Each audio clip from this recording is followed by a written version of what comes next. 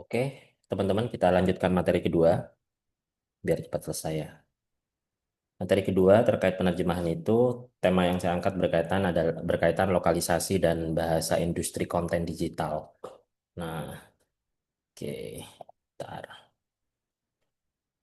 Hmm,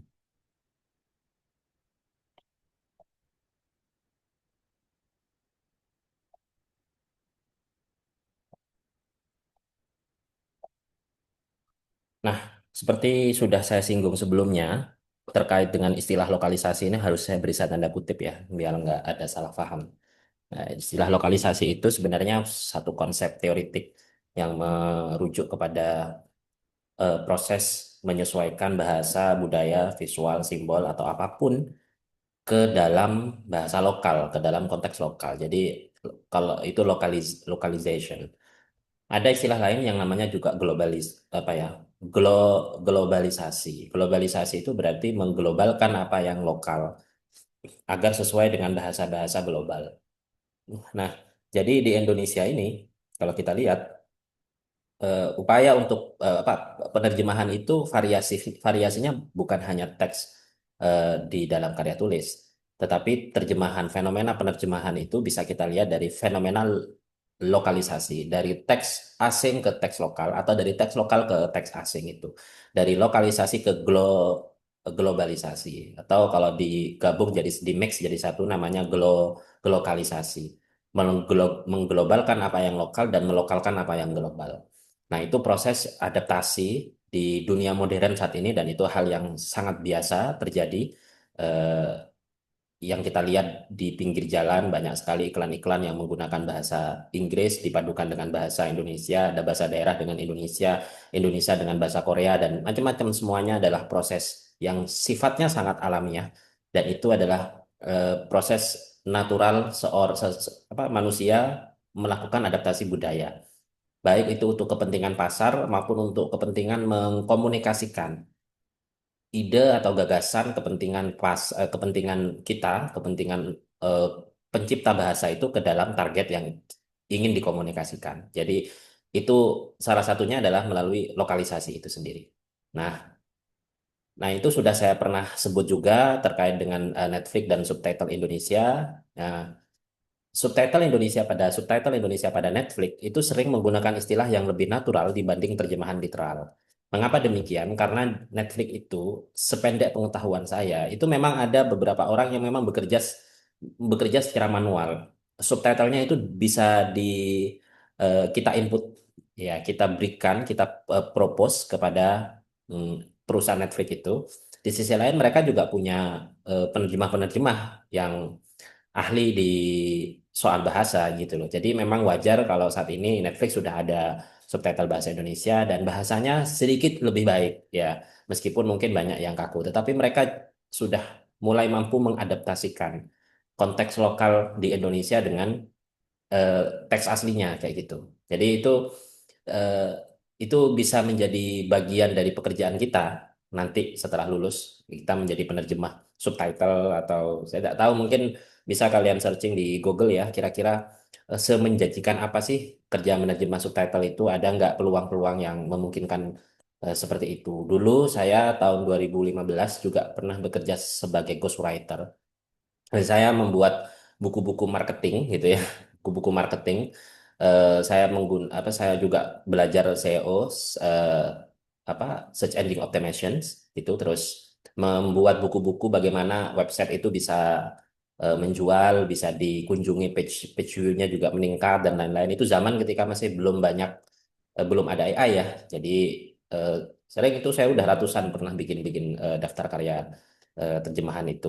Nah, itu prosesnya memang cukup panjang karena bagaimanapun kita akan berusaha untuk menerjemahkan teks asli ke dalam eh, target pasar kita dari Indonesia gitu kan. Kita bikin buku bagaimana membuat SEO atau membuat website yang sekira-kira benar-benar localized, friendly localized. Jadi itu eh, usahanya itu dulu sangat panjang. Beda dengan sekarang ya, kita sudah ada ChatGPT, ada banyak AI. Itu bisa sekali beberapa menit udah jadi tuh. Nah, sekarang bagaimana ketika fenomena AI itu sudah ada Dan kira-kira pekerjaan menggarap subtitle itu kira-kira masih menjanjikan atau tidak? Nah, kalau memang itu masih menjanjikan, kira-kira kualitas apa yang perlu di-upgrade oleh manusia pada zaman ketika AI itu sudah ada saat ini? Industri film, ya, industri film itu membutuhkan lebih dari sekedar kemampuan menerjemahkan bahasa teks asing ke bahasa Indonesia, teman-teman. Industri film itu eh, lebih ingin kita itu mampu memiliki kemampuan untuk melokalize, ya, membuat bahasa mesin atau bahasa global yang sudah diterjemahkan oleh mesin itu, bahasa mesin itu menjadi lebih dipahami oleh orang Indonesia, lebih familiar oleh orang Indonesia, sehingga kemampuan kita harus lebih meningkat. Kalau dulu mungkin karena tidak ada AI, ya memang kemampuan menerjemahkan Inggris ke Indonesia itu sudah cukup. Tapi sekarang harus memiliki kemampuan yang lebih daripada itu. Nah, kita akan lihat tuh kira-kira di industri film di Indonesia, kira-kira posisi penerjemah itu seberapa penting dan seberapa signifikan, dan bagaimana mereka melakukan proses penerjemahan. Tahapan-tahapan yang dilakukan apa? Lah, kajian linguistik memungkinkan untuk itu, karena kajian linguistik bukan semata-mata, dalam bayangan saya, itu bukan semata-mata menggarap teks, ya, misalkan kode mixing, campur kode, pragmatik, bukan hanya itu. Kita meneliti industri film, industri media, dan lain-lain, ideologi yang mereka ideologi yang mereka anut, terus bagaimana relasi kuasa yang ada di dalamnya, terus apa saja yang mereka lakukan untuk membranding dirinya sendiri dan lain-lain. Itu juga bagian dari objek kajian yang menarik. Jadi bukan semata-mata kita hanya belajar tentang tata bahasa juga. Jadi sekalipun istilah linguistik itu sendiri sejak lahir dipahami sebagai matematika bahasa, tetapi kajiannya itu sangat-sangat luas. Ya, oleh karena itu materi kita kali ini tuh ingin membuka diri buat kalian bahwa intinya jangan terlalu terpaku pada teks, ya. Jadi kita juga bisa menggali fenomena industri perfilman, industri media massa, industri digital yang sudah saat ini merajalela, dan bagaimana kerja-kerja mereka dalam mengadres persoalan bahasa itu. Karena sehari-hari kan mereka hidup menghadapi persoalan kebahasaan tuh, mulai dari subtitle, bikin skrip dan lain-lain. Itu bagaimana prosesnya, itu sangat penting. Bagaimana mereka menyisipkan ideologi dan pesan-pesan yang mereka inginkan, kritik-kritik sosial yang mereka inginkan di dalam film itu. Jadi tidak semata-mata hanya mohon maaf ya, mendaftar istilah-istilah asing, istilah-istilah unik, campur kode dan lain-lain. Tapi kalau kalian mampu mengungkap fenomena lebih daripada itu akan menjadi nilai yang lebih daripada eh, kemampuan kalian kayak gitu. Itu yang saya harapkan dari kalian. Jadi lebih sekedar memahami atau menganalisis teks itu, ya. Kemudian saat ini juga game-game yang ada di Indonesia itu sudah mulai banyak sekali, ya. Orang Indonesia bikin game sendiri itu udah banyak menggunakan bahasa Jawa, menggunakan bahasa Indonesia, bahkan game kebudayaan itu sudah banyak. Kemarin itu saya bikin yang namanya Lingua Quest, bukan saya sih yang bikin, saya bikin konsepnya, tetapi ada teman IT yang bikin game aplikasi Android itu namanya Lingua Quest. Jadi di situ untuk siswa-siswa yang lagi berkebutuhan khusus atau kesulitan mempelajari bahasa, itu saya bikin gamenya kayak gitu, ya. Saya bikin gamenya materi tentang drama, materi tentang keanekaragaman, ke multikulturalisme, itu saya bikin game. Tapi di dalamnya saya juga masukin soal-soal. Nah, eh, game tentang apa ya? Ketika mereka belajar tentang kebudayaan atau bahasa, kita juga bisa memproduksi game itu. Kira-kira anak-anak saat ini lebih suka main game karena kebiasaan mereka main game, dan sebagian kecerdasannya bukan kecerdasan kognitif, ada sebagian yang lebih kecerdasan motorik, dan sebagian lebih suka bertahan dengan visualisasi daripada teks. Maka menyediakan media game kepada mereka itu lebih baik sekiranya seperti itu. Nah, itu bisa kalian lakukan seperti itu. Ada lagi di dunia industri sistem informasi, teman-teman, itu ada yang namanya user experience. UI, UX namanya. User interface dengan user experience. Kalau kalian nanti biasa melayout, ya, biasa mendesain teks, itu kalian mendesain gambar kayak gitu atau flyer atau apa. Kalian kan akan paham tuh di mana di dalam flyer itu harus ada ruang nafas, harus ada ruang kosong, kapan teks itu harus diberi warna kontras, apakah flyer ini harus bertema harus sesuai dengan tema warna kegiatannya. Misalnya kalau sekarang ini kan AI itu identik dengan warna ungu ya. Big data identik dengan warna ungu gradasi putih. Yaitu kalau kalian bikin flyer yang temanya adalah AI, ya itu bisa kalian gunakan warna ungu gradasi putih. Kalian bisa lihat beberapa flyer yang tersebar di Google itu rata-rata menggunakan ungu gradasi putih.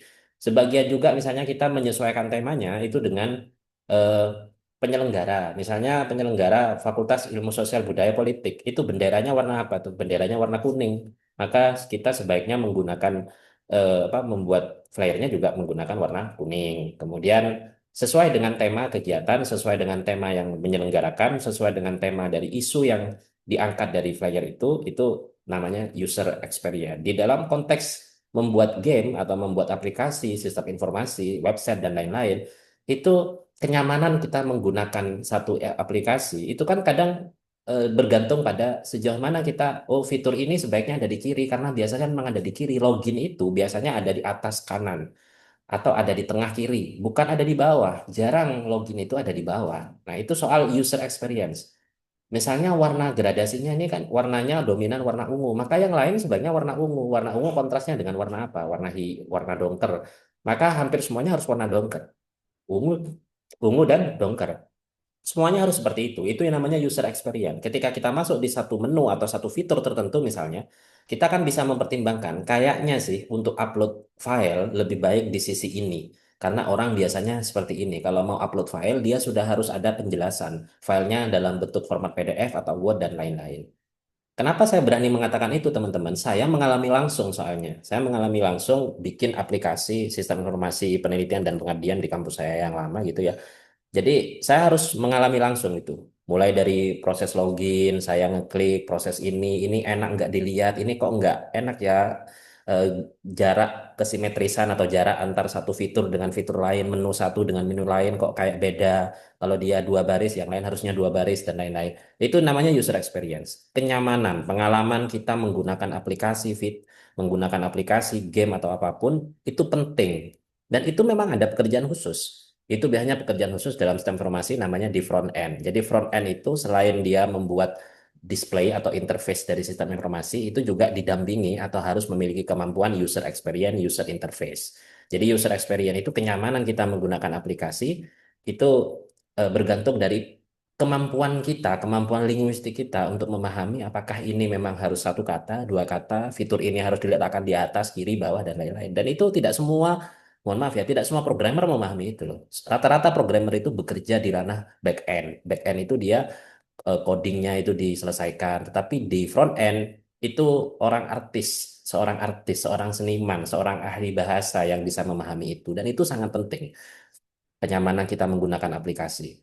Ya, selanjutnya, marketplace dan bahasa persuasif. Ini yang biasa digunakan dalam riset-riset kalian utamanya ya. Kalian mungkin sering menggunakan IG atau TikTok, marketplace itu sebagai objek kajian. Dan itu menurut saya sudah hal yang biasa dan tidak perlu lagi saya bahas karena seperti yang kita ketahui, hampir semua marketplace menggunakan bahasa-bahasa persuasif. Bahasa persuasif, bahasa yang membuat orang itu terburu-buru untuk melakukan. Nah, itu coba kalian lakukan analisis. Kira-kira strategi bahasa apa yang digunakan oleh Tokopedia dengan Shopee? Apa perbedaannya? Tokopedia itu fokus pada apa, Shopee fokus pada apa? Mengapa Tokopedia memilih warna hijau dan Shopee memilih warna orange? Apa makna dari warna orange? Dan lain-lain. Dan terus seperti itu bisa kalian gunakan. Jadi pada saat kita membuka marketplace yang dimainkan secara psikologis, itu sebenarnya bukan hanya kata-kata, tetapi juga warna visual, warna apa ya, display makanan, ya, cara dia mendisplay dan lain-lain. Makanya itu penting. Kalian tahu kalau ada seorang fotografer makanan, itu bisa dibayar mahal banget itu kalau dia benar-benar mampu untuk memotret makanan itu seolah-olah itu benar-benar lezat, benar-benar sangat itu ya, benar-benar kelihatan natural, benar-benar kelihatan bikin orang itu ya ingin membeli. Nah, itu hanya kemampuan artistik itu. Nggak bisa semua orang memahami itu. Ya termasuk kemampuan dalam memahami bahasa itu sendiri. Nah, itu bisa kalian jadikan objek penelitian. TikTok dan bahasa viral. Ini juga sudah biasa dibahas oleh teman-teman mahasiswa linguistik karena saya lihat di beberapa artikel yang kalian bikin, di mana konten digital itu sering menggunakan banyak sekali bahasa-bahasa yang membuat membuat orang itu secara psikologis tergugah, menggunakan bahasa singkat kah, dengan short video, slang, caption, emosional, hook, satu gambar yang sama itu kalau menggunakan caption yang berbeda itu bisa menarik minat yang berbeda juga. Nah, itu menarik pembahasan yang berbeda juga. Nah, itu menunjukkan bahwa bahasa itu sendiri bisa mempengaruhi pemaknaan. Bahasa bukan hanya mempengaruhi, tapi juga mengcreate persepsi orang, bahkan juga mengcreate realitas. Karena kalau sudah bahasa terus-menerus diberikan pada satu gambar, dia akan pasti menciptakan satu realitas yang diinginkan oleh si pencipta gambar itu. Nah, itu ya, branding dan identitas bahasa. Nah, bahasa juga membantu kita untuk membangun citra produk, identitas merek, kedekatan emosional, gaya hidup digital. Kalau kita lihat misalnya kasus brand skincare dan fashion itu kan menggunakan bahasa tertentu untuk membangun citra produk anak muda. Apa yang mereka citrakan? Kalau kita ingin menganalisis iklan atau branding sebuah produk, sebuah ya apapun itu, entah skincare kah, entah eh, perangkat-perangkat lain lah ya. Itu kalau kalau sebisa mungkin kita jangan menganalisis bahasanya saja. Jangan hanya menggunakan misalnya mengapa kok Wardah dia harus menggunakan istilah Wardah. Kenapa dia Wardah menggunakan warna hijau? Kalau Viva dia menggunakan warna merah dengan bunga-bunga. Yang kita teliti itu bukan hanya apa yang tampak dalam teks, tapi yang tampak secara visual, warnanya, desainnya, apa yang mereka inginkan. Akar misalnya contoh seperti ini, mengapa dia menggunakan istilah seperti ini? Mengapa dia menggunakan apa susunan apa ini ya apa layouting yang elegan begitu ya, yang simetris. Nah, apa yang kesan yang ingin ditampilkan, elegan dan lain-lain. Persepsi apa yang muncul kalau kita melihat ini?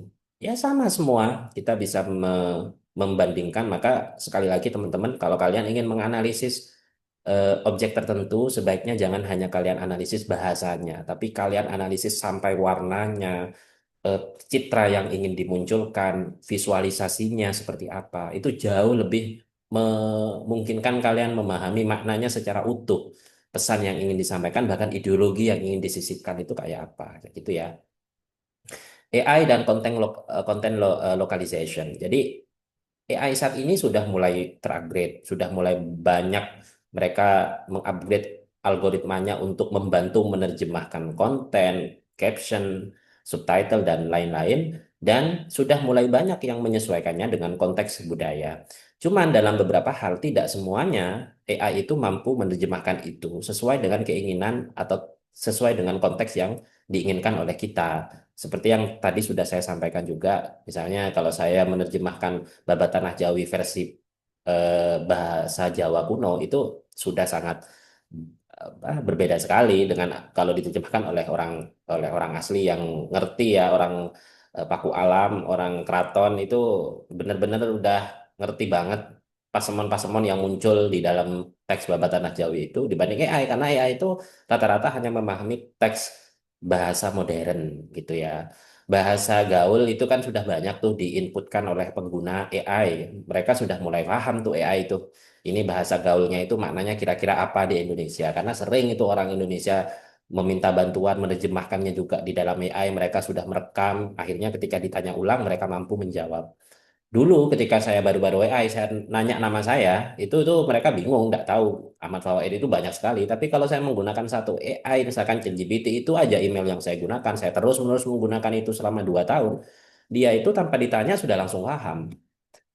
Misalnya mobil saya itu merek apa, saya itu dari mana, identitas itu apa, dan lain-lain. Nah, saya sempat bertanya, kenapa Anda paham dengan ini? Bahkan saya tidak menyampaikan merek merek kendaraan saya, ya karena memang Anda bernama ini katanya, karena memang Anda bernama ini, karena memang Anda sering bertanya seperti ini, itu sudah bisa kami peroleh dari informasi yang Anda sampaikan sejauh ini. Yang artinya mereka itu merekam semua pembicaraan dan semua pertanyaan kita.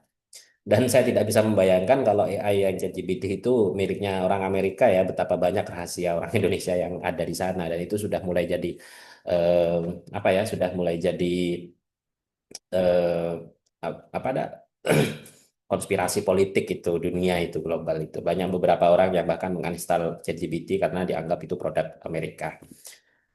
Oke, pekerjaan masa depan. Sekali lagi, pekerjaan masa depan kita, kalau dulu di komunikasi, sama juga di linguistik ya. Dulu mungkin pendakwah, retorik, seorang orator itu apa ya, udah cukup banyak ya. Sekarang udah berganti tuh. Kita harus memiliki kemampuan menjadi content creator, menjadi UX writer, social media analyst. Saya beberapa kali di LinkedIn saya itu sering diundang untuk menerima tawaran pekerjaan nih karena mungkin profil saya itu kan berkaitan dengan itu ya jadi kayak dia itu membutuhkan yang namanya AI analyst jadi AI language reviewer AI language analyst jadi dia itu membutuh analisis bahasa AI setelah itu diperbaiki agar tidak eh, bahasanya tone-nya tuh bukan robot tapi lebih humanize. Bahkan sekarang di platform yang ada di dunia itu bukan hanya menggenerate ya, bukan hanya AI generator, tapi humanize generator. Jadi hasil ChatGPT di hasil robot dibuat menjadi bahasa tone manusia agar lebih humanize. Tetapi platform itu pun itu adalah AI sendiri gitu loh. Jadi dari AI ke AI yaitu fenomena yang saat ini terjadi. Orang kementerian itu juga bingung ya, karena menghadapi maraknya penggunaan AI di dunia akademik itu bagaimana caranya itu mengantisipasi. Itu sulit sekali memang teman-teman. Kecuali kita kemudian menggunakan seperti yang pernah saya sampaikan di kelas itu kayak menggunakan Turnitin AI, itu akan kedetek semua tuh. Bukan hanya ChatGPT, Google Translate itu akan kedetek. Tapi tidak semua perguruan tinggi itu berani menggunakan itu. Karena kalau itu digunakan, bukan hanya karya tulis mahasiswa, karya tulis dosen pun itu bisa kedetek AI semua itu. Sebenarnya pada ujungnya akhirnya banyak perguruan tinggi, perusahaan, jurnal dan lain-lain. Saya sebut perusahaan saja karena rata-rata jurnal itu memang didirikan oleh PT atau yayasan atau CV. Eh, Kayak perusahaan besar jurnal Scopus kayak Elsevier, kemudian kayak ya macam-macam ya, apa, IA Explore dan lain-lain itu akhirnya karena sudah begitu masifnya AI hanya meminta penulis untuk membuat semacam statement of declaration bahwa kalian menggunakan AI itu untuk semata-mata mengcreate apa ya ini konten apa ya mengcreate konsep jadi bukan membuat kontennya secara keseluruhan hanya menyampaikan itu saja di salah satu sub session dari artikelnya jadi bukan membuktikan apakah ini hasil AI atau tidak, tapi hanya meminta kalian untuk menyampaikan bahwa kalian itu tidak menggunakan AI seluruhnya kayak gitu. Dari sebegitu bingungnya mungkin mereka untuk membuat apa ya, untuk mendeteksi apakah ini hasil AI atau tidak, gimana ini kan kalau harus diprocessing semua itu berapa banyak waktu yang harus dihabis itu untuk melakukan proses Turnitin, mengajukan cek similarity, wah banyak sekali itu dari ribuan bahkan ratusan ribu, mungkin ratusan juta naskah yang masuk ya akhirnya ujung-ujungnya ya dideklarasikan aja lah yang penting saya minta kejujuran kalian bahwa kalian itu tidak menggunakan AI untuk membuat konten artikel ya meskipun kalian mungkin menggunakan AI juga tuh menggunakan yang penting tapi ada deklarasi seperti kalian kayak nginput tugas akhir itu kan biasanya ada formulir originalitas karya tulis. Padahal sebenarnya mungkin tidak ada proses Turnitin, tidak deteksinya juga tidak terlalu ketat. Turnitinnya yang digunakan Turnitin biasa, bukan Turnitin AI. Diminta untuk membuat semacam deklarasi otentisitas karya tulis ilmiah. Jadi itu bagian dari proses integritas akademik gitu ya, agar kita bisa mendeklar itu secara jelas bahwa ini aman, naskah ini tuh aman. Kadang seformal dan seadministratif itu sih proses penerjemah, proses membuat sebuah karya tulis itu. Ya begitulah bagian dari fenomena apa namanya penulisan masa-masa sekarang. Itu teman-teman. Oke, itu dulu yang materi kedua. Selanjutnya kita akan ke materi pertama untuk mata kuliah kedua, yakni jurnalistik satu. Oke, kita sebagaimana biasa kita break dulu selama 5 menit.